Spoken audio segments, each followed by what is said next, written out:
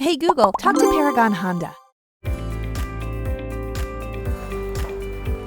Hey guys, my name is Jason Felice and today we're going to be going over the Smart Key on the 2020 Honda Pilot EXL. The Smart Key has several features. For example, it has one called a keyless entry. By you doing this, the door of the vehicle opens. Also, the Smart Key comes in driver 1 and driver 2. Driver 1, actually when you open the door, the seat can accommodate the way driver 1 or driver 2 likes to drive. And that's the 2020 Honda Pilot EXL Smart Key. The remote starter, you can actually turn the vehicle on from the comfort of your home.